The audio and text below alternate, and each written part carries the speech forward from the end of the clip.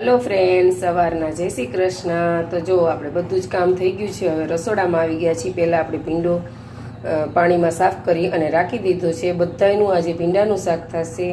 અને જો આ આપણે બેટર બનાવી લીધું છે ચણાના લોટના પુડલા, જે ચીલા આપણે બનાવીને એના માટે। અને આજે રાત્રે આપણે છે ને ગઈ રાત્રે આપણે મગ પલાળી દીધા હતા, તો આપણે મગનું શાક પણ બનાવીશું। મગ જો એકદમ દેશી આપણે છે મગે, અને એકદમ સરસ પલળી પણ ગયા છે। એટલે આપણે 7-8 વાગે ને ત્યારે જ પલાળી દીધા હતા, એટલે જો થોડાક ઉગી પણ ગયા છે। તમને અવાજ સંભળાતો હશે। મમ્મી દીવાબત્તીની બધું કરે છે અને આપણે રસોડામાં આવી ગયા છીએ રસોઈ કરવા।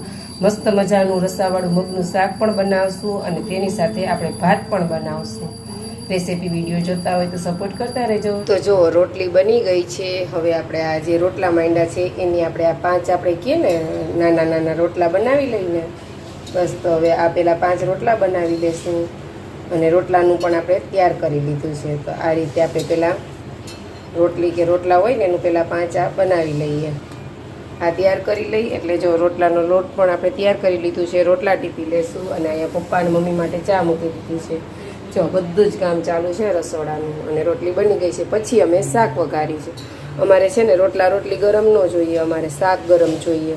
પહેલાં રોટલાને રોટલી કરી લઈએ અને પછી છે ને શાક બધાને ગરમ ગરમ ભાવે। બધાને ગરમ ગરમ એક એક રોટલી ઉતરતી હોય એ રીતે ભાવે, અમારે આ રીતે ભાવે। તો ચાલો હવે રોટલા બની જશે એટલે આપણે રોટલા બનાવી લઈશું। તો ચા પણ બની ગઈ છે અને અહીંયા આપણે રોટલો પણ ટીપીને એડ કરી દીધો છે। આપણે વિડીયો બનાવતા હોય ને તો ઘણી વસ્તુ બળવા પણ મને, કેમ કે આપણે વાતું પૂરી થાય નહીં। અને જો રોટલી એટલે કે અમારે પૂરી હોય ને એ ગરમ ગરમ ખાય, અને રોટલાને રોટલી હોય ને એ અમારે ઠંડા। અને રોટલાને તો અમે ફરી પાછા જ્યારે જમવા બેસીને ત્યારે કડક કરી એકદમ શેકી અને પછી ખાઈ।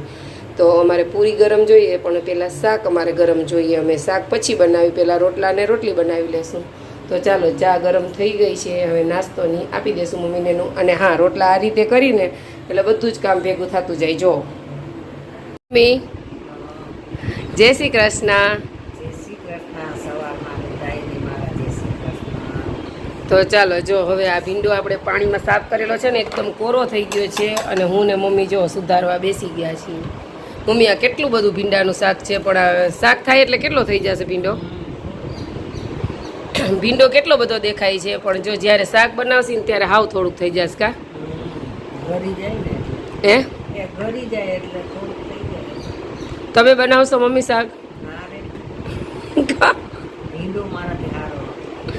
ભીંડાનું શાક એમાં એવું છે કે જે મમ્મીથી શાક હારા થાય એ મમ્મી જ બનાવે। કા મમ્મી? અને આમાં એવું મમ્મી જો મને સુધારેલો હોય ને તોય મને શાક બનાવવું ન ગમે ભીંડાનું। કા મમ્મી? આમાં એવું હોય ને, આને છે ને થોડોક જાડો સુધારવો હોય, એટલે જો ભીંડાનું શાક બનાવીશું અને હજી મગનું શાક। કા તો જો કેટલું મસ્ત ભરેલા ભીંડા જેવું શાક આપણું તૈયાર છે, એકદમ સરસ ઘાટું એવું શાક। આમાં છે ને આપણે મસાલા એ રીતે કરી કે ભરેલું શાક ન હોય, ભરેલો ભીંડો એ રીતનું શાક બને।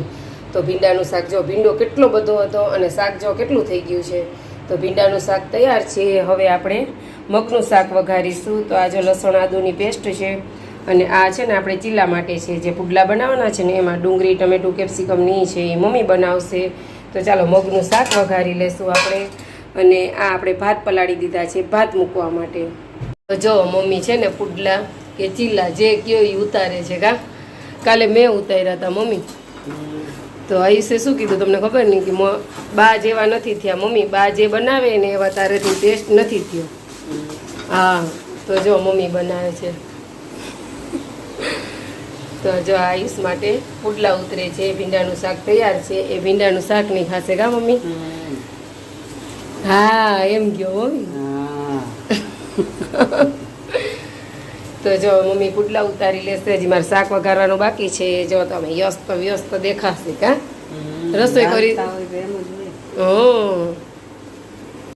તો ચાલો આજની બપોરની રસોઈમાં બનાવ્યું છે, પહેલાં તો જો ભીંડાનું શાક છે, મગનું શાક છે, એ પપ્પા માટે, પપ્પા મરચુંવાળું નથી ખાતા તીખું, એટલે પપ્પા માટે 2 શાક આપણે કાઢી લીધા છે મોડા। આ છે ભીંડાનું શાક જો મસ્ત મજાનું, તેની સાથે છે આ મગનું શાક એકદમ ઘાટું, ભાત બનાવ્યા છે, અને જો સલાડ આ જે મમ્મી બનાવે ને એ મસ્ત મજાનું, અને જો મરચાં શેકાય છે। કા મમ્મી?